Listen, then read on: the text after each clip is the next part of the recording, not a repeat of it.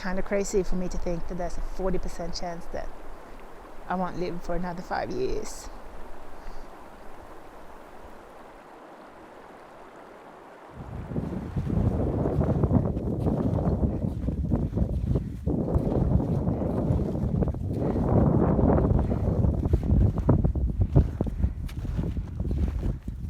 Welcome to Base Camp, Mongolia.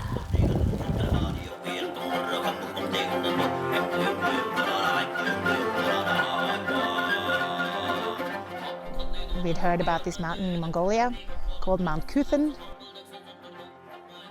It's in a pretty remote part of the world. As soon as it kind of came up, I was like, yes, that is exactly where I want to go.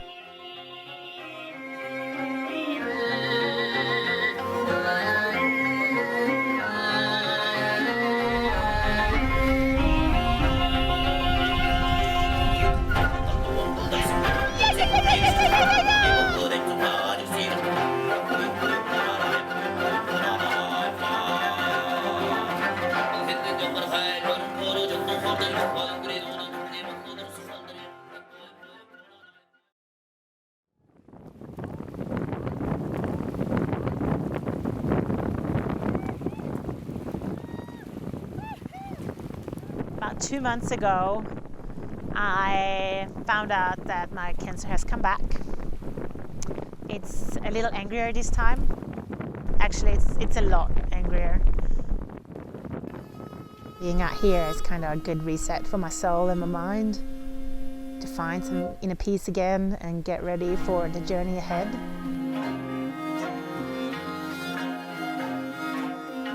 We started from Ulaanbaatar a few days ago. We flew to Ulgi, and then from Ulgi we took an old school Russian van to the Tavanbogd National Park. We finally made it to the park entrance, and tomorrow we will start hiking. I really enjoy the Mongolian landscape. It's quite dramatic and very empty. It feels extremely empty. In our busy lives, in our busy world, to see that there's still places that are this wild and left alone is quite amazing. We are now at Mount Khuiten Base Camp. It's super beautiful here. Base camp is set on this like green grass dotted with purple and yellow flowers. There's like camels snorting next to us and horses kneeing, and yeah, it feels like a little fairy tale being here. It's like blue sky and glorious over here. Over here is sunshine. Yeah. Over this way. Snow. The weather is wild here. It goes from like sunny to snowing to, highly windy. I'm so pleased that Ida could make it work between her surgeries and that I get to spend time with her, and we just get to like enjoy life and be together and enjoy the mountains and the nature and this. I didn't know for a while if this trip would actually happen. 4 weeks ago I had surgery to the left side of my chest. I now have stage 3 lung cancer. 3 days after I get back, I start my first round of chemo and my first day of radiation. I don't always know how I'm going to be able to do it, but I'm going to have to try my hardest because I don't want to die. 3 years ago, I found out that I had a rare type of cancer in my lung, and I had to have a major lung surgery where they removed the right upper lobe of my lungs. The recovery from that surgery was really, really hard. Like, I was struggling. It was extremely painful. When Ida got cancer, it was terrifying. A bunch of us friends were there to be like, anything you need, let's do it.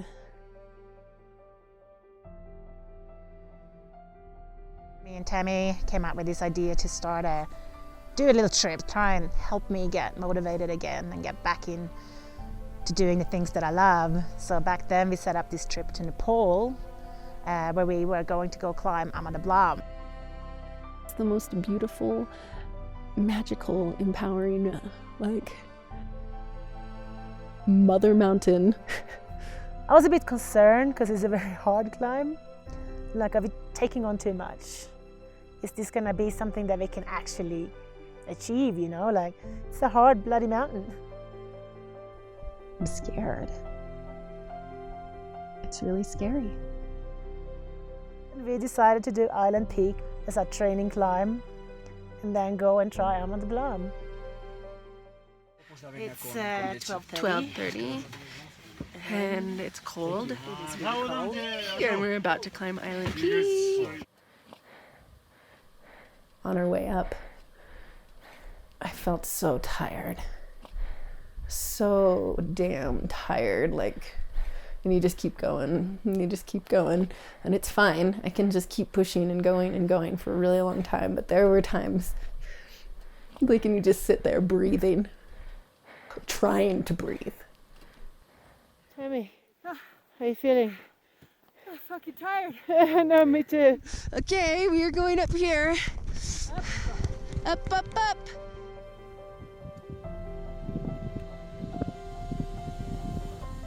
That was so fucking hard. Jesus. Took photographs and high-fived and hugged, and then we started our rappel back down. And just as we got to the bottom of the rappel, it kind of hit me. We sat down in the sunshine to have a snack and some water. I'm getting really emotional to think about that. A year ago, I couldn't even get up the stairs in the house. And now I just climbed the tallest peak I've ever climbed. And I just started crying.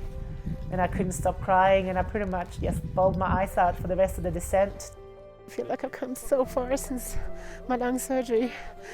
I just don't quite know how to react. I'm a little overwhelmed.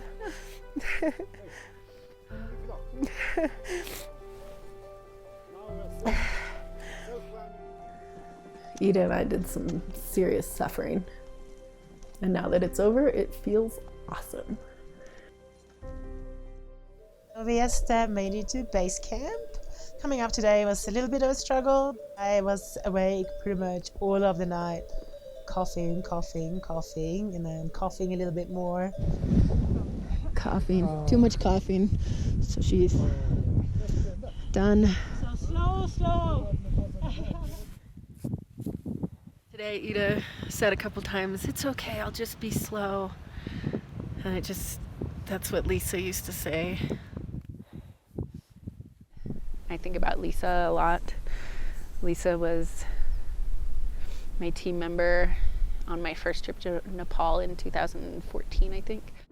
Lisa started getting super sick and was really slow. We had one more pass to go over, and you know, there's like that, like, do we go over the one more pass? We try and turn this around, like, and you know, she decided that, like, we just push on, go up one more pass, and come down. You don't always think right at altitude, and you don't always think, like, you're like, oh, someone has a really bad cold. And you don't put all the pieces together that they're probably suffering from wild altitude sickness, and that you're going to go up over this pass and you're going to get to the top. And then you're going to be waiting for people to come up after you. And then you're going to hear shouts and look over the edge and see your team member slumped over and them trying to give her oxygen, and realize that she's not alive anymore.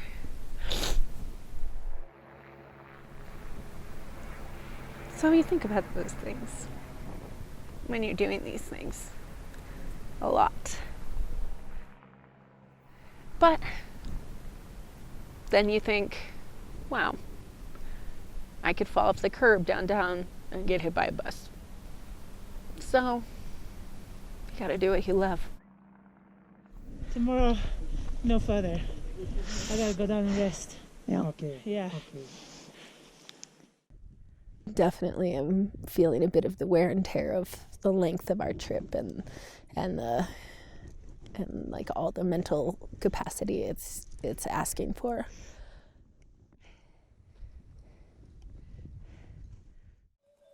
Last night I didn't sleep. The pain was worse than it has been so far. And then I had to cough, and the coughs were so painful. I was like trying to make little coughs that just ended up in little whimpers. And I got up this morning and I just knew that I couldn't do it. At the moment they are organizing a helicopter for me to fly me down to Lukla. Then I take a plane from there to Kathmandu, and then I have an x-ray. I am just back from the doctors, got my x-rays, and I have a fractured rib. Surprise, surprise. It's pretty good though. I'm pretty happy that it's nothing more serious. My lungs are clear. It was so hard to say goodbye to Ida. It was just hard to motivate. And Ida wasn't there, and I just felt like, what's the point in going back up? We're still probably pretty far from Camp 3, and it's really cold. I keep feeling like I'm gonna throw up. Hello from Camp 3! I feel like death.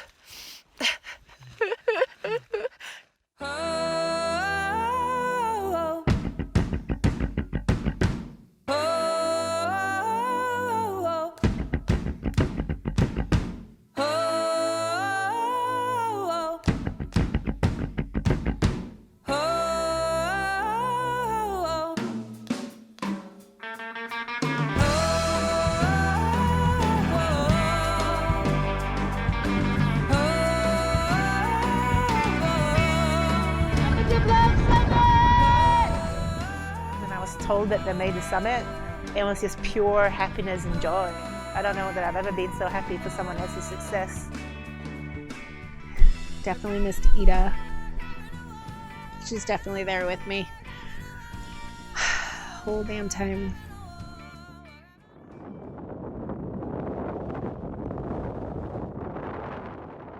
It's gonna be a fun climb up to ABC tomorrow. Oh my God, it's gonna be so snowy. We're about to leave for ABC. It snowed a lot last night. Here our porter is making his homemade gaiters. Today our porters were struggling. Normally they go ahead and like kind of set up camp, but today we caught up to them and pretty much overtook them because it was really, really hard breaking trail in this soft snow. For fuck's sake!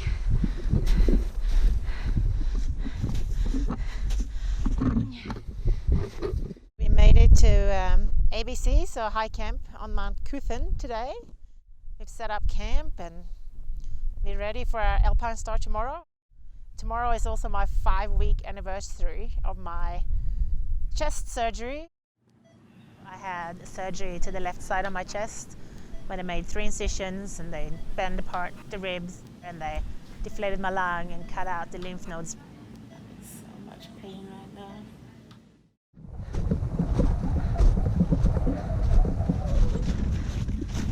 I'm so proud and amazed by Ida, who is facing such a horrible, scary time.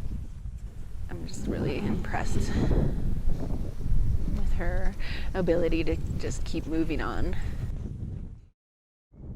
I can feel it, and I mean, I'm more out of breath than I used to be, but I'm still doing good. I still feel pretty strong, and I think I have a good shot at getting to the summit.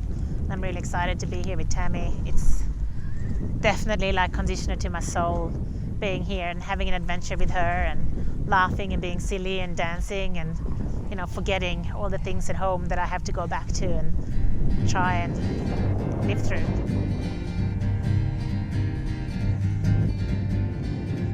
I can shout now, there's no one to hear me cry. I my complete insanity. I can stare vacantly at the sky. I can move without pain in my will. I can feel the rain without needing to disappear. This won't be the last adventure, right? No. We have so many more adventures. Ida. So many more. Okay, good. I can't say I'm feeling fine. I'm feeling beautiful today.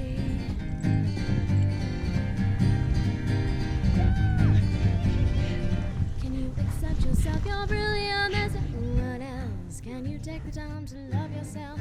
There's nobody else. You're brilliant as nobody else.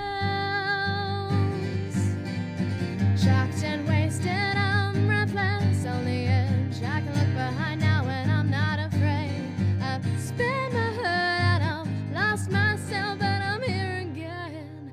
I'm here again. I'm so thankful that we're here on this trip.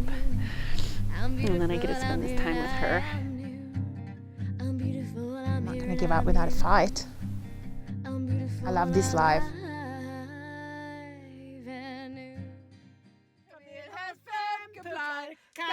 Kalle, come here.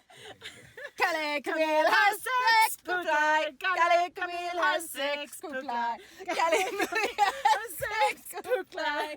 Kalle, come here. Kalle, come here, have sex, supply. Kalle, come here, have sju supply. Kalle, come here, have sju supply. Kalle, come here.